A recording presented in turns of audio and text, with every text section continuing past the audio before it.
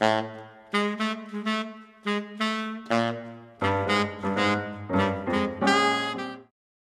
Donna here from the Everything Saxophone Podcast, and we're at the Key Leaves Everything Saxophone Podcast NAMM 2019 with Greg Fishman. We're so happy to have him here. Hey Donna, great to be here. Hey, great to see you again. So we're going to be talking about some new stuff that's come out actually in the past year with Greg, and also something that's coming out very soon. Let's talk about, let's talk about your subscription series while we're at it. Sure. I started on January 1st of 2018, so we just had our 1-year anniversary of it, and there are now over 76 video lessons with PDF lesson notes, and this is the same stuff that I teach when I'm doing private lessons and master classes, and it's a lot of different topics, so I sort of set it up like a buffet where you can take something, some of it's saxophone related, like tone and technique, articulation, but then there's a lot of ear training, theory, how to use jazz vocabulary, and so it's like kind of mix and match, and it's a really nice variety of stuff on there. And if you work with any of my books, it's a real kind of inside baseball type of thing, because I'll take an etude and I'll tear it apart and tell you how I composed it, how I edited the line, and maybe give you some different versions of playing the line. So it's a lot of really cool stuff like that. Let me ask you, with your subscription series, what level player would benefit the most from the subscription? I'd say anyone from intermediate to advanced level to even pro level. It's not for a total beginner. If you don't know the notes on the horn and you can't even play a major scale yet, it's too advanced for you. But if you can play through your major scales, you've been playing the horn maybe for a year or so, and you're somewhat proficient at just getting up and down the horn, it would be good. And you can try it out, because that's why I have a monthly subscription and a yearly. The monthly is $28.95, and the yearly is $19.95. You do a one-time payment for a year. So you can try out the monthly, see if it's a good fit for you, and if you want to stick with it, you can just upgrade to the yearly. But it's just a ton of stuff. I mean, all the lessons, what I do is after I film it, I watch it myself and take detailed notes, then I enter those notes in Finale, save them as a PDF, so you can actually print out the PDF, and it'll say that 2 minutes and 30 seconds in the video, this is what I play, and you can play along with it. And many of the PDFs, I put them in C, B flat, and E flat, so if you play a different instrument or a transposing instrument, you can still do the lesson along with me. Okay, and then there's some of them where I play piano. I'll take like the 60 most common chords, major, dominant, minor, half diminished, full diminished.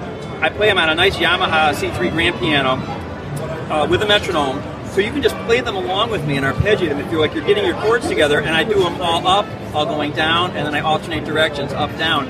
And it's a great resource, and it's so simple, because a lot of people, they're playing with like a band in a box or a play-along record, and it's piano, bass, and drums, and it's so much information coming at the person. This is just a piano playing the chord, and I'm just arpeggiating so you just match the piano. And it's really it's good. It's good for your pitch too, because you can just tune to the piano. You're not distracted by the cool thing the drummer's playing on the hi-hat or on the ride cymbal. It's really good to just play sometimes with one instrument and hear how you're connecting with that. Like, I'm really a believer in, I like playing tenor with drums, or tenor with bass, or tenor with piano, and then tenor with guitar. Because there's a connection there. Actually, duo is my favorite format, even though I still love playing in a quartet or in a big band occasionally. Duo, it's like two people talking, so it's really intimate. But you have a different kind of connection, so it's good for a student to do that. I think they're used to putting so much of a background behind themselves. They're not used to just focusing on one instrument while they're playing, And I think for a lot of them, maybe it's a challenge because the piano's comping maybe, and they can get lost in there. So they're using the walking bass or the steady drum as basically a fancy metronome to keep their place. That's right. But if they always do that, they're never going to be able to keep the time themselves. So it's really good. And even just playing unaccompanied is very important. Even just with the metronome, or even eventually without the metronome. And are there lessons in your subscription that tell people how to do that, how to play unaccompanied? They are coming up. There's actually hundreds of videos planned. So I do 5 new videos every month. In fact, that's all I do these days is edit videos. And I've gotten much better at it too. So I shoot 5 new videos every single month. And there's videos on practice techniques and different concepts and how to utilize your time. And there's this thing I call high mileage. When you're practicing, it's this technique of layered practice where you're not just working, say, on a scale, but you're adding in different rhythmic variations, or you're working on articulation, or you're adding dynamics too. So it's very efficient. So it's like instead of just like, well, they do this with workout stuff all the time. Instead of just like moving your arms or whatever, you're also moving your legs, so you're doing multiple things at once, and it all works together. So it's a very efficient way. And also, everyone should go to my website, GregFishmanJazzStudios.com. I have a free practice planner you can download. There's 6 items. If you hit those 6 every day, this is how I practice. Scales, chords, intervals, vocabulary, or licks if you want to call it that, an etude or a transcription, and either you can play one of my etudes or write your own, or play a transcription from a transcription book, or transcribe it yourself, depends on your level. Item number 6 is very important, tunes. You need to apply items 1 through 5 to the tunes. This is where it breaks down. A lot of people are great at their scales or chords, but they don't actually know how to apply any of the stuff to a real song. So making that transition from getting the vocabulary, okay, you sound good in the practice room, now we're playing a tune, we're playing Have You Met Miss Jones. Can you apply it and come up with lines and hit the changes and use what you've learned in all this time you're practicing? So there are going to be videos on that. There are some on that now, but there's going to be more and more on that. It's the application of the material, it seems, where it really breaks down, and it usually comes down to the person or the student is not really hearing in their head the whole picture. Like, you have to have your head set up like a multi-track recorder, basically, and like, okay, one channel, there's the melody channel, and here's the roots, here's the thirds, the fifths, here's the voice leading channel, here's the lick channel. And at any time in your solo, you should be able to shift back into the melody, or shift back into the root movement, or shift back into voice leading. And you need to kind of be able to keep it all going at once. It's almost like hearing like a piano player, too. We can only play one note at a time on this thing, and that gets into, that will lead into the new book. This book I wrote on intervals, I've been working on for the past 2 years, called Intervals in Action. And I have this horn here. Let me show you this. Show us the new cover. This is the working cover. Oh, the working cover. I'm not sure if it's the final cover, but this is that's where we're at so far. And one of the concepts with this book, it came from one of my other books, actually. People were asking me about hip licks, about this one. In particular, asked me about lick 109. So lick 109, for those of you who don't know. Okay, so lick 109, I'm using these intervals, major 7s, one of my favorite intervals. I just love the sound of it. And I'm using it 4 different ways over a dominant chord. And a lot of times when people are thinking of a major 7, say you got, let's change it, I'm going to make it C to B to make it really simple. I'm sorry, I'm going to hit the high F here. So people would think of that as C major, right? As the root to the 7 on C major, which is true, it is that. But let's apply it. Let's just say you're going to put it over a dominant chord. Okay, well, it could be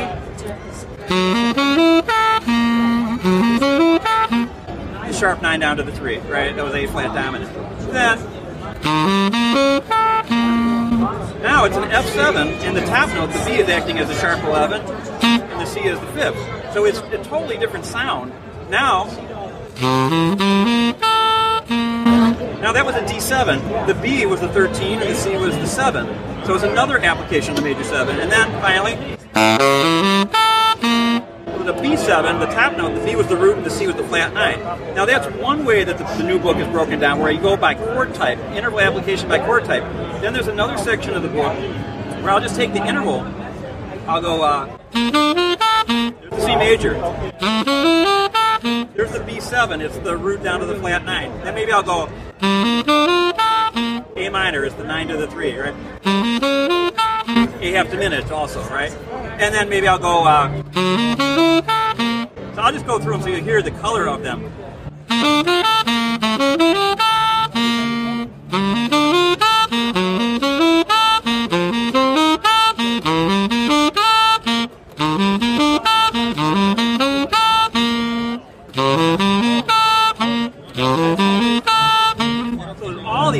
Different colors, and that was just some.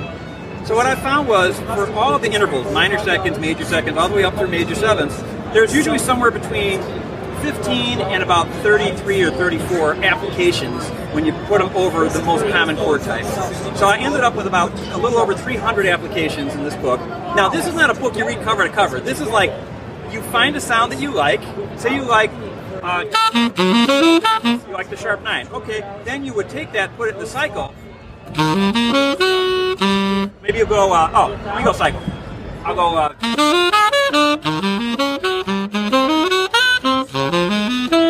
you would do something like that, or you can do them in half steps.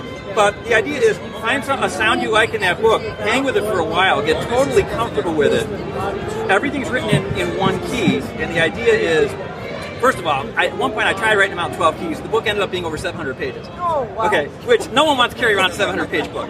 And in addition to that, it's not good to be reading stuff written out for you in 12 keys. You'll never learn to transpose if you're going to do that. Because that establishes this big thing, this eye-to-hand coordination, which is how a lot of people learn to play. And I've taught a lot of people, even from the classical world, who are professors who study with me and they want to play jazz now. The biggest problem for them, they are experts with eye-to-hand coordination. They can look at anything and sight read it. As soon as you take away the visual stimulus, their fingers aren't used to responding to what they hear, they're used to responding to what they see. Yes. And you have to reprogram that. So as a jazz player, the main thing is, I need to be able to hear something and play it. So if I'm hearing something, if I go ba ba da da da, ba ba ba da, da da da da da da, you know, I can play what I'm doing. You know, so it just matches. So when I hear something, I can feel it in my hands, I can sort of feel it in here, and I can locate it. And that's a really important skill. Like if I didn't have that, I'd be in big trouble. I'm not thinking about, okay, now I'm going to play the third mode of melodic minor or whatever. I'm not thinking like that at all. It's just like I'm not thinking about, I need a really good noun for this next sentence I'm going to say to you. What's a really good noun? You know, elephant. There, is that banana. Is that good? You know, it's like, that's what the amateur player is doing. They're trying to impress. They want to look good. Like, what's something that's going to really, maybe something with a lot of syllables, right? You know, maybe like a long anti-disestablishmentarianism. But yeah, but how are you going to use that in a sentence? That's like these guys who practice some crazy long lick in the practice room. It's like trying to use that word. It's not going to fit anywhere in any normal conversation. So it may sound cool on its own. And the other thing is, you know, it's cool if you know how to spell a lot of words, but that doesn't mean you're a great author. Because you could make a great story out of those words and use them in the context of a sentence, and then put those into paragraphs and tell a story that's going to be fun to listen to. It might just sound like you're reading a vocabulary list. You know, so that's the big thing too. Like even with the hip licks book, it's often misunderstood. People think, oh, just play these licks. You should be able to come up with 20 variations on any of those licks in that book. You should be able to take any of that material and make it a beginning, middle, or end of a longer phrase. You know, and so it's not even so much the licks themselves. The licks are a vehicle to get you to be a better musician, basically like a composer, where you do variations. You know, right? You do lick number 1. People leave it there. But it's like, well, what if you went, I just left off the first note. What if you went, I left off the last note. So now if you go, well, now it feels like it was a development. What if I just went, that was the first and last note only. What if I went, that was the first and the last 2 notes. So all these variations, then you start changing keys.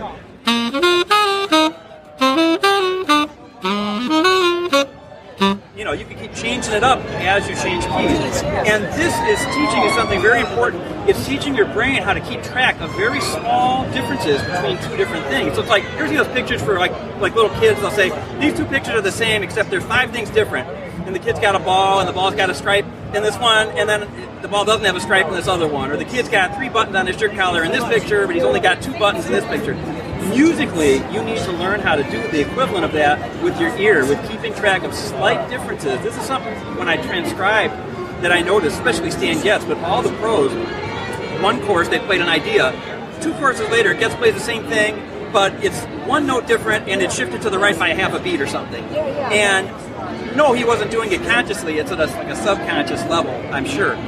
But the fact that he could reference those things and get back to it, that really gives like cohesiveness to the solo. It makes the whole thing tie together. It doesn't feel like a bunch of random licks or random patterns. So, but vocabulary is important. I find that these days, sometimes people are shy about it. They're like, oh, I don't want to play any licks. I'm going to be a lick player. Like, no, you need vocabulary.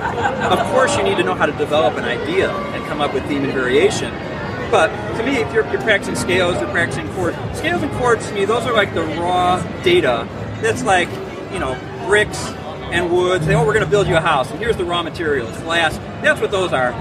This stuff, like licks, like the hip licks, that's stylized vocabulary. So these things, based on the styles of the guys that I studied for the past 30, 40 years, anything in any of my books is because I learned it from studying Lester Young or Coleman Hawkins or Charlie Parker or Stan Getz, Sonny Stitt, all those guys. I transcribed like 600 songs. Okay, so I was a transcription nut, and I didn't want to just imitate those guys though. I wanted to try to get to what are they doing that makes them so great, and it's a combination of things: the way they hit the chords, the way they develop the idea, tied in with their sound and their vibrato and their articulation and the way they attack and release the notes, and exploring that.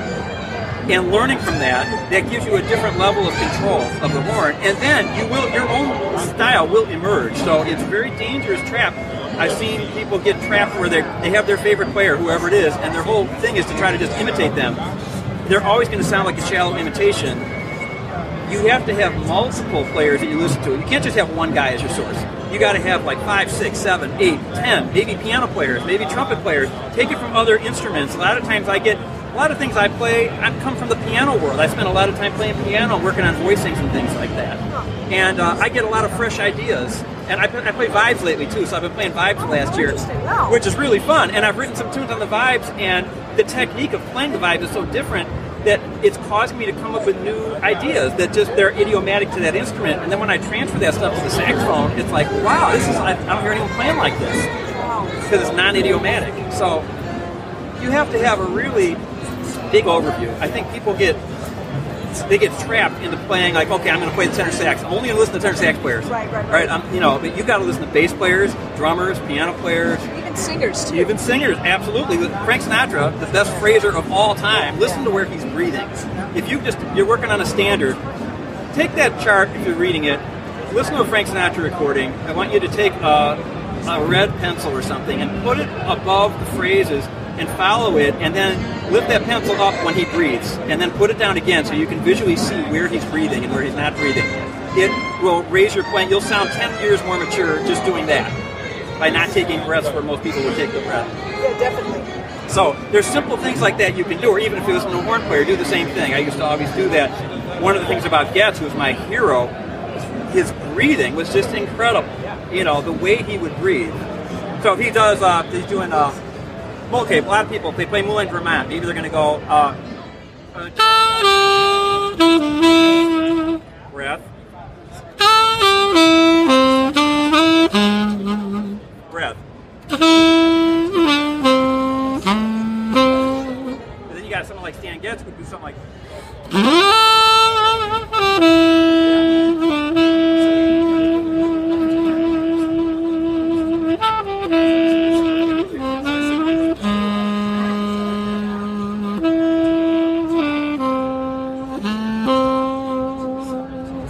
one breath. One breath for all that, yeah. And those of you that are not watching right now, he did that all in one breath.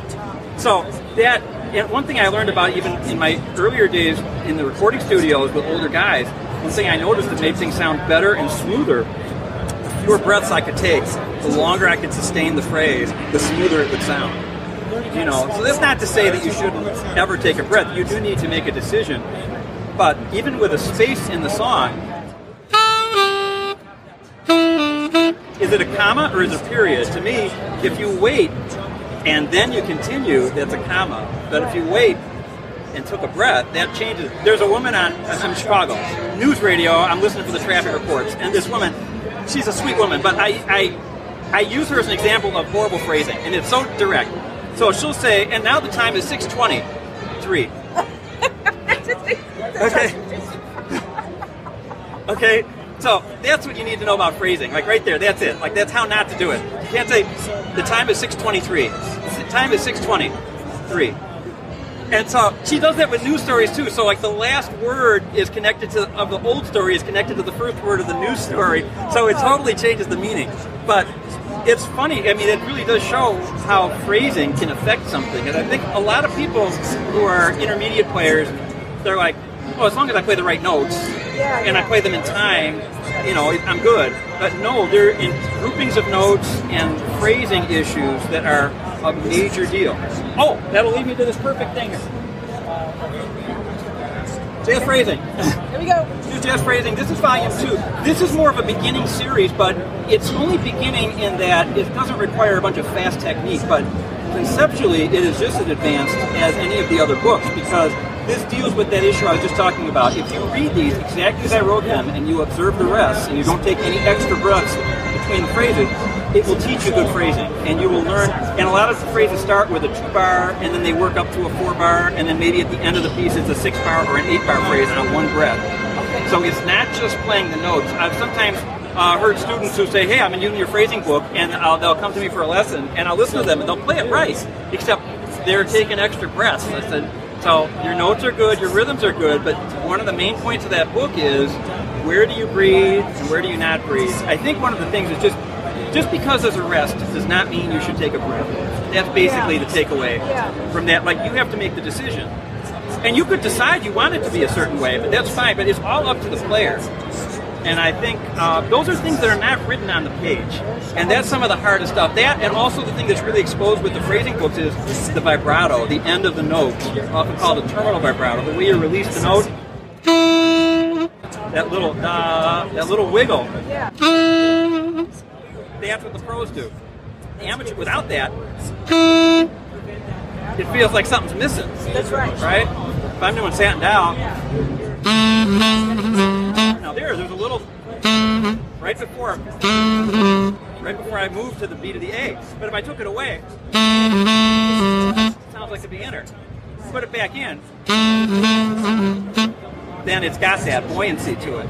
That's something that it's not on the written page, but all the experienced players, they know to do that because the guys on the record did that. And this is for this style. I'm not saying that would be right if you're playing a different genre or something like that. But for playing straight ahead, swing stuff, that's what pretty much everyone does to varying degrees. Some are very exaggerated with that. Like, I played a gig once with Plas Johnson, the guy who did the Pink Panther. Wonderful guy. I did a jazz cruise. And I noticed when I was standing next to him, we were playing together, like, man, his releases are so powerful, the way he releases the note. You know, he might do something like that. Instead of just going just a little bit, he might exaggerate it.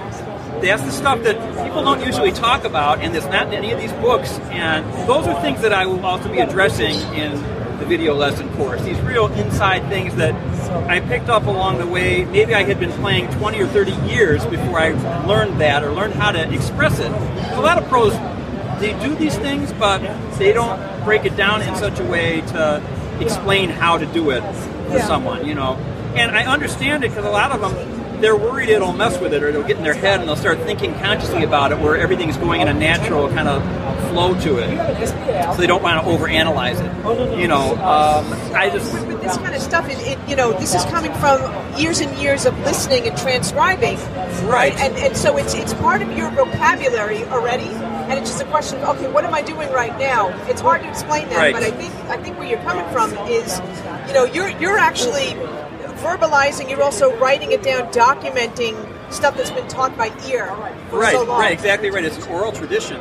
And it's like, I'll be talking to someone, you know, maybe an adult student, and they're like, oh, they're really into playing, they want to play. I'm like, well, can you tell me, if I go like this, who's that? Who does that? And I'm like, I don't know. I said, Gene Ammons. And they're like, who's he? Oh. And I'm like, okay, see, this is the thing. You're missing out on like some of the history of the instrument. And so, and a lot of guys are like, well, I'm just waiting until I get all my scales down, and then I'm going to start diving into that stuff. It's too complicated. But it's not too complicated. It's actually a much more direct way. That approach of like, well, I'm going to get all the scales down. That's sort of like this mentality is like, I'm going to learn all my letter A words this year. And then next year I'm going to learn all my letter B words. And then, you know, in 26 years I'll learn the letter Z words. And then I'll learn how to start using them in sentences. Like, the language doesn't work like that. And you really need immersion into the language. So, okay, I speak a little bit of Japanese, but only because I don't read it or write it, but I was over there and I toured in Japan. And I learned how to say things because I needed to survive, you know, and it was fun.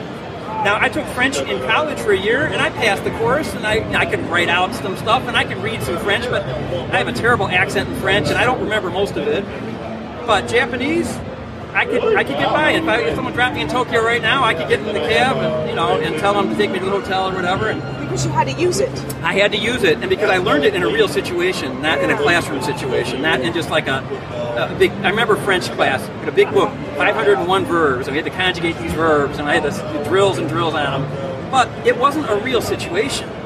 to the Japanese situation, sumimasen, toide wa doko desu ka? That's excuse me, where's the bathroom? Okay? Now that is a very real situation when you're on the road in Japan and they're waiting for you to get on the tour bus and you know it's going to be a 5-hour trip. So that's like reality, and it's the same thing with, you can apply that to playing. Like you want to play, you want to sound like a real pro player, you got to listen to Johnny Griffin and Lester Young and all these old guys who came up with the vocabulary. There's not enough time to reinvent the wheel and start from scratch, and even if you did, it wouldn't be in the great tradition. You know, there's this balancing thing. To me, those great players, it's like we stand on their shoulders. We learn, we take their advancements, Charlie Parker and all these guys. The idea is not to just imitate them, but like all of these innovators, they took the people who came before them, including classical music. I mean, a lot of there's elements of that in all of them. And then once you can do that, you add your own spin to it, write your own tunes, and then you contribute something else. But to just start out, like I've met people who say, well, I don't want to play any transcriptions, I don't want to listen to anybody, I'm an original, I'm not going to play like anybody. And I'm like, well, it's like sort of like inventing, I mean, maybe there's some people who can do that, but it'd be like inventing a new language. Like, I'm not going to speak English, the letter S doesn't exist, I have to invent, the letter A doesn't exist, there's no letters, I'm going to invent them from scratch. And even if you master this language, who are you going to speak it with? Right? Because if you're playing songs that are written, like Gershwin or Ellington or whoever, that goes with the chord progressions and all these intervals and the way, this tradition of the way players play them. So you got to really get into that. I think also people, they get fixated on the instrument. I'm a saxophone player. Like, to me, I'm a musician. I play the saxophone, but this is like the output device. And it's got its own idiomatic characteristics, and I love it. It's a beautiful instrument. But the musician part of me is consistent. Whether I play piano or flute or vibes or saxophone, when I hear a sharp 9, it's a sharp 9. I know what it is, and it's not just because I'm pressing a bunch of buttons on the saxophone. It's because I'm hearing it. I would be singing those notes anyway. So if I'm playing notes, I'm singing. I don't play what I don't hear. That's basically it. I think students have some mentality that they could have some kind of information stored in their head, and like, oh, they're going to be able to just use that. Like, even though they don't hear a sharp 11, but they've heard it's a cool note, and so when they get to this certain measure, they're going to unleash that note on the world. It's not going to come across as believable because they're not experiencing the sound of it. I think the old guys played in a very organic way, and in order to portray a feeling or a mood, they would arrive at a sharp 11 or a sharp 9 or a dissonant note maybe. But they're not arriving at it just because of a theory class where they said what scale to play or something like that. So, and you have to, I think it's too much information often given to people. Like, they're expected in 1 year to take all the information that's in this book that maybe takes a pro 15 years or 20 years to get those sounds, and they don't mean anything anymore. They're just information, So it's a very shallow understanding. That'd be sort of like if I went up to some scientists and said, hey guys, E equals MC squared, huh? Like, they're not going to think I'm a scientist. They're going to be like, who's this clown, right? Well, that's what the amateur player's doing a lot of the time. Like, they're going to go to some jam session, and they're going to unleash their Charlie Parker lick or their Coltrane lick on one tune, even though the rest of the solo is complete gibberish. And all of a sudden, they get to one measure where they sound like a genius, and then all of a sudden, they're back to total gibberish. Well, it doesn't fool anybody. Nothing wrong with trying to integrate those things you learn, but you can't do it with that kind of mentality. You really have to take your time and experience the thing, and it has to be like, it's just like speaking. If someone speaks broken English, they can get the point across. Maybe they say door broke, right? But then the door is broken. Yeah. I'm sorry to inform you, but the door is broken. Sorry for the inconvenience, but the door is broken. But door broke does get it across, right? So, door broke. The door is broken. Okay, we're sorry for the inconvenience, but the door is broken. Please use the door across the street. It's like, it's just elaborations, but is the main idea. That's door broke, okay? So, this kind of, I call it non-academic, this way of thinking, this is how I teach. So, people who are watching this, if they like this kind of bizarre approach, you'll like the video lesson course, because my whole thing is about that. It's not just about just here's the numbers, here's the facts and figures, and just memorize this stuff. To me, it has to be more personal to you. It has to have some kind of meaning to you. You have to have you got to be really opinionated as far as like, I love the sound of this note. don't play a note because it's interesting or because you're supposed to play it. It's like, I love the sound of this, and it's like, it has to be real. You have to be experiencing that feeling. That will come across in the playing. And if you're not experiencing that and you're not hearing it, that'll come across too, and it'll fall flat. That's why the pro could play some note, sounds great and has impact, and some other person could play the same note, and it's like, I don't know, something missing. And like, what's missing? I played the same note. Well, they're not hearing it, they're not placing it the same. Yeah, it's interesting what you're saying. A lot of it has to do with, I guess, how the masters learned. They didn't learn by reading a book. That's right. A lot of them, yeah, sure, Charlie Parker did study classical. He did, Oh yeah, a lot of them were very literate. They could, those guys would study the scores, of Stravinsky and stuff. So they were very literate, but the ear was such a big part of it. Yeah. And such an emphasis on being able to memorize and keep track of stuff. I was so lucky, I got to study with Joe Henderson. And in Joe's lessons, one time I remember asking him, I said, can I write this down? He said, no. He said, write it down in your mind, right now. He said, when you tell me you're going to write it down, it means you're going to get to it later. He said, I want you to get to it right now, and it will be with you forever. Yeah. And it sure raised my concentration level incredibly. When he said, the lesson's over when you can't remember anymore. And he'd keep making the thing, like the line longer and longer. And I'd see Joe a year later in Chicago, and he'd say, Greg, here's where you left off. And he'd go to the piano, and he could play up to where we left off. Wow. So he was just like a genius guy, Wow. But it was just like, I always remember, like, my God, the level of memory, recall that this guy has. And Getz and all those guys is just astounding. Or like I'll watch Brecker, I saw him play on some video at the jazz festival, and the most intricate arrangements and all these sections and all these hits, and it's all by memory, and it's like seemingly effortless, but you have to practice so that you're training your mind in order to keep track of things. Like, you're training your memory. You're not just training your fingers.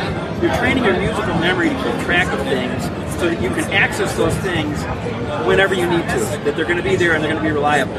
Then also, that gives you a lot of confidence because you're not going to be nervous that you're going to forget what to play because you know you can access it. That's also built into the way that I practice, the way that I tell people to practice. So even if you're doing a scale, you're doing something that seems routine, the way that I'll have you do it will be developing your sense of memory, which is one of the most important things. And that's something I don't hear people talking about that. I hear people talking about you got to know this scale and that scale, and you got to tongue upbeat, which is all true.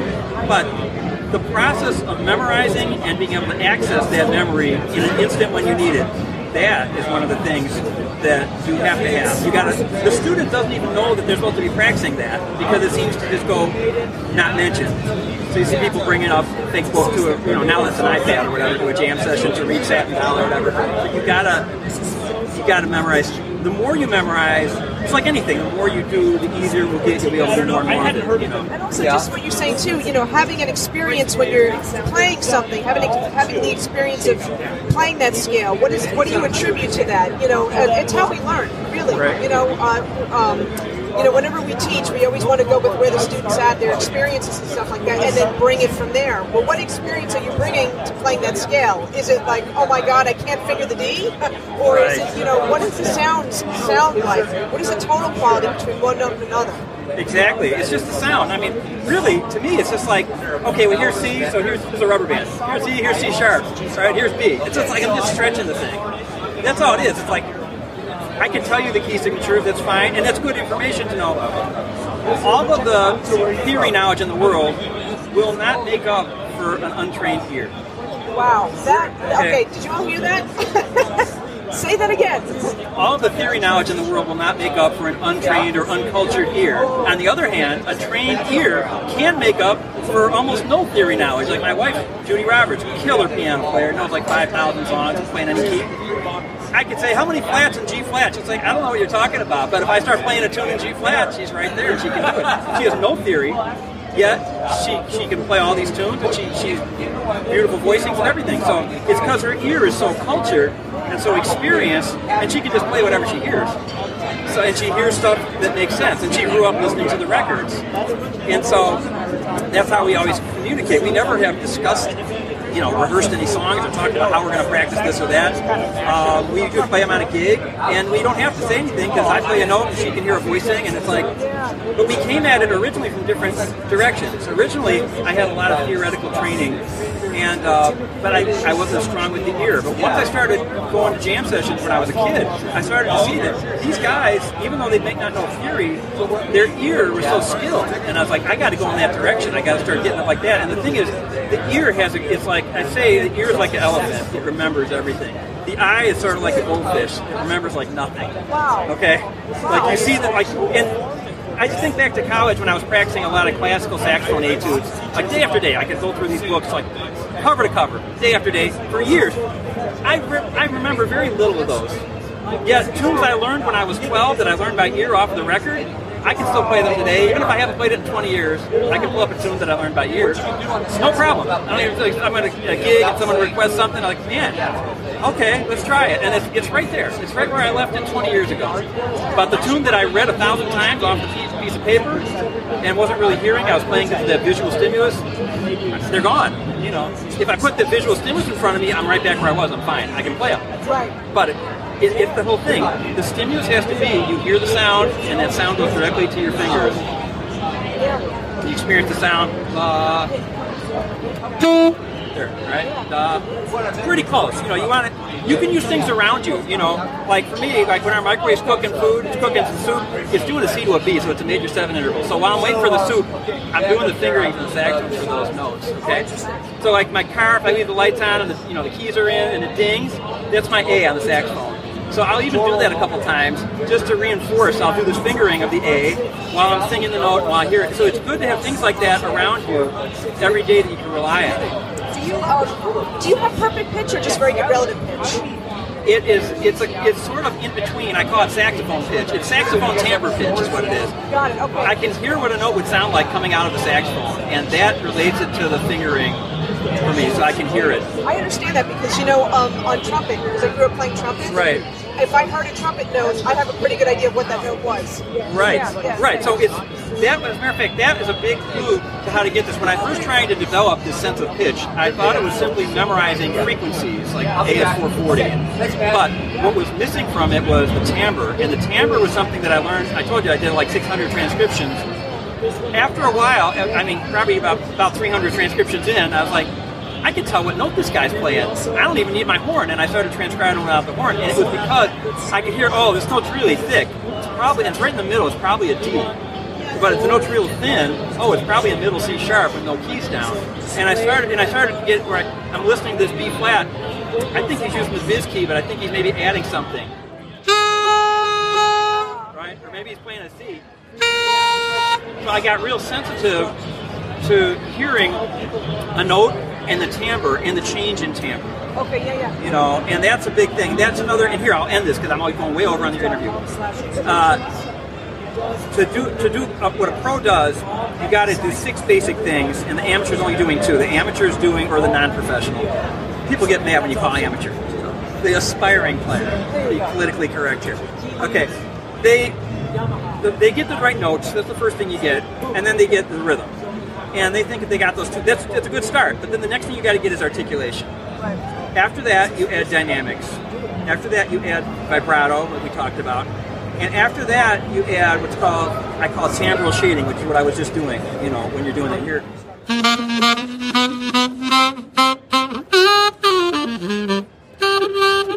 All the pros know how to do that. None of the amateurs do that. Now the pros, if you think of those 6 items as spinning plates, they can spin all 6 all at the same time, and none of them ever fall. The amateur player can only spin 2 plates at a time. I mean, any 2 you want, but no more than 2. Or to use like a computer analogy, it'd be like, you need 6 applications open, all running full blast, and you can only open 2 at a time. So you have to pick which 2 you want. In order to do that, you have to have your mind set up so that you're not preoccupied with, well, gee, what scales should I play, or what's the key signature? You have to be free so you can concentrate on the development of the musical ideas. So that's how deep that stuff has to be, so you can just play what you hear. That's the next level. So in a sense, yes, you have to know your scales, you have to know your arpeggios, your chords, work on your long tones, all that kind of thing. But that's not background stuff. That's the foundation. That's a foundation you need. And then to build from the foundation, like a lot of folks I know will start from the 3rd floor. Yes, and try to go down to the foundation from there, but it's got to go from the bottom up. Right, that's true. But that being said, by listening to the records and spending some time of just jumping in and actually just playing some tunes. Because there's people on extreme ends of both of that. Like there's people who said, well, I'm going to start with Michael Brecker, and I've never played the C scale before. And then there's other people who are like, I'm going to practice the C scale for the next 10 years so I'm ready and worthy to play Satin Down. There's something in the middle of that, and you need to do both things. It's like a childlike curiosity. Right. And I think that's one of the reasons that generally kids they get this faster. Because they're not, adults tend to use they think that they can compensate for lack of experience with their intellect. Again, like I was saying about the theory thing, a trained ear, it just takes time. And everyone's ear is different. It takes a different amount of time for different people. Like I once had a guy I taught, and he was upset with me because he's like, I've been studying, I had 2 lessons with you and I'm not hearing sharp 11s yet. I'm like, well, I'm not preventing you from hearing them. But when you're ready to hear them, if you do what I'm telling you, you'll start to notice them. But he was too impatient. He had some kind of timeline that after 14 days, if he's not hearing sharp 11s, then this is not working. And that's a real adult, like, look, I want results. You know, where are the results? Like, music doesn't work like that. I mean, the arts don't work like that. You know, the arts don't work. It's like, it takes time. Some people will get it in a week or a day. Some people will get it in 5 years. I mean, it doesn't really matter as long as you're trying to play better tomorrow than you played today, and you're building from where you were. And that's a good way to end, because I think for a lot of folks, you know, instant gratification. You know, they see a great player like you, and they're like, oh, I could do that. Just give me 6 months. But no, folks, it actually takes a lot of time. And listen, I wanted to thank you for your time. Oh, this is fantastic. Every time I interview you, I learn so much. My head is like, oh my God, oh my God, oh my God. So thank you so much, Greg. We really appreciate it here. Oh, my pleasure. Great talking to you.